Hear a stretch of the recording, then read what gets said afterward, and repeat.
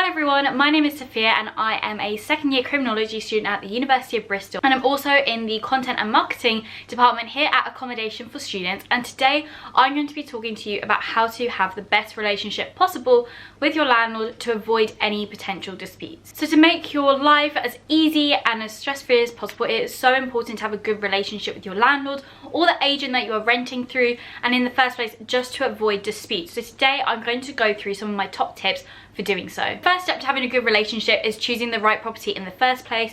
You can check out our guide on how to do that. I will leave a link to it down below for you, and you can watch that whole video, which gives you a really comprehensive guide of the different types of accommodation available, when to start looking, where to look, and what you need to know before signing a place. One of the most important things though is to go and view the property, and unfortunately this year this is seeming to be possible.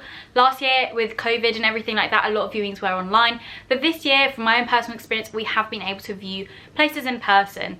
Now viewing a property is so important. You can kind of see the upkeep of the place. Sometimes you can meet either the letting agent or the landlord, as typically someone will be there to show you around the property. You can also speak to the current tenants, which is so useful. I went to a property viewing yesterday and we were able to speak to the people who live there, and they were able to tell us what they liked about the property, anything that we didn't really know that wasn't advertised, and any issues that they had, they said they had been fixed within a reasonable amount of time, which was good to know. Second piece of advice is to check their accreditation and membership, and this is a really good indicator of how reputable the landlord and the agency is. So these are voluntary codes of practice of bodies that they have decided to be a part of. So like I said, these are often voluntary schemes, so it doesn't mean that they have to be a part of it, but it does look good if they are. So some of these schemes include the Unipol Accreditation, the National Code for Assured Accommodation, which is also managed by Unipol, and finally reputable agents tend to be a part of ARLA and /or Safe Money or Property Ombudsman. Definitely keep an eye out for any of these kind of accreditations and memberships when you're looking at properties, and if it's not advertised then feel free to ask. Number 3 is all about communication.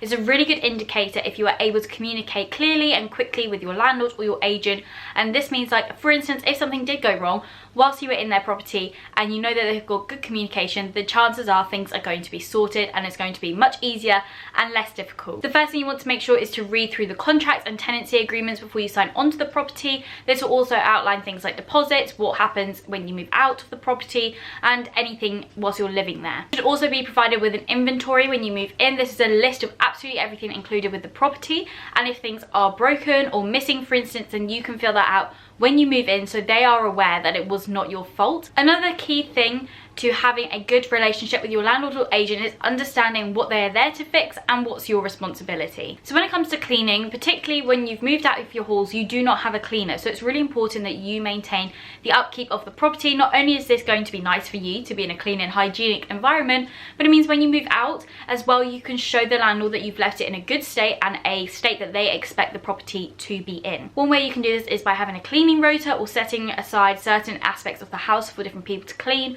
So for us, someone does the bathroom, someone does the other bathroom, and then 2 of us share the kitchen, which is a much larger job. As well, if you keep cleaning as you go along, it's a much smaller job for when you move out, and you don't have that risk of losing your deposit.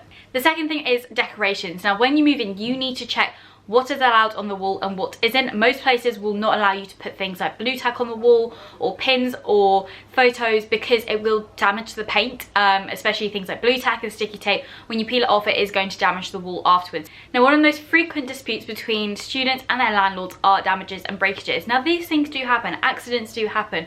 Sometimes it's not your fault, so this is why good communication is really key, as if something like this did happen, you can resolve it well. For instance, if something did break during your tenancy, it's really important that you speak to your landlord straight away, inform them of what's happened, and come to some form of agreement. So sometimes the landlord may say to you for you to go ahead and repair or replace the item. This might be cheaper than them doing it or them charging you to do it. That's really important to remember, that landlords cannot charge you for something that's wear and tear. You know, things get old. Some of these properties, like in Bristol for instance, are really old properties, and things do get damaged and wear away over time, and it's not your fault, it's just natural. So an example of this is your carpet wearing away. People are walking up and down those stairs every single day. You're in your room constantly. Obviously try to take shoes off as much as possible, but these things just happen over time, whereas proper damage is you burning the wall, for instance, or something completely breaking. Remember to always get permission from the landlord before repairing anything, and keep a copy of all your receipts. Again, also make sure what you are responsible for and what the landlord is responsible for in terms of maintenance, because sometimes things can take a while to come. We had a broken fridge, and this is the landlord's responsibility, and our fridge packed up, I think it was around the Tuesday or Wednesday, and by the Friday we had a new fridge delivered because it physically was not working and we could not store food in it. So that is obviously the responsibility of the landlords. They couldn't expect us to buy a fridge when it wasn't our fault, but something like your light bulb needing changing, or it's ran out, or whatever it is, that is your responsibility most likely. And to be honest, you can just go down to the shops, pick up a light bulb yourself, and if you for whatever reason physically can't reach the socket to change it, then of course get in contact with them. It's also really important to remember what other services are available to you. So if you are having problems with your landlord not repairing something and it's actually causing damage to your health or to other properties surrounding, then you can obviously contact your local council. I had a friend of mine who had a really damp house, and they ended up having to contact environmental health because it was actually damaging to their physical health, and obviously the whole house just was damp. Their washing, towels, everything was just constantly damp, and the landlord was just instructing people to paint over it constantly. So if something like that, which is physically impacting on your health and your living, and is not getting sorted, then you can be sure to contact your local council and get them involved. So one issue that students often do raise is their landlord having access to the property, perhaps just wandering in without any form of warning. Now normally they need to give you some form of warning that they're going to be showing up to your property. This is the same when it's the second year and you're perhaps moving out and they want to get people in for viewings. They need to give you 24 hours notice for that sort of stuff.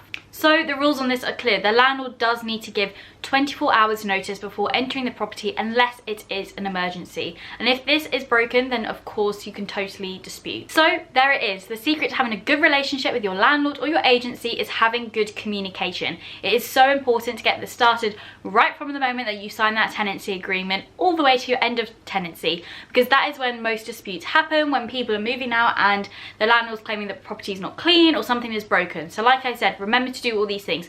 When you move in, have an inventory, take photos when you move in, when you move out. Keep a record of absolutely everything, and if at any point during your tenancy you are not happy with something and the landlord is not fixing it, then there are totally a number of alternative people you can contact to get your issues sorted. I hope this video has been of use to you. If it is, make sure to leave it a thumbs up, and if you are new to the channel, make sure to subscribe below for loads of more useful advice relating to student life and accommodation. Don't forget to check out our other social media channels, including our new TikTok, which has got loads and loads of short and useful advice videos. And I will see you all very soon. Bye!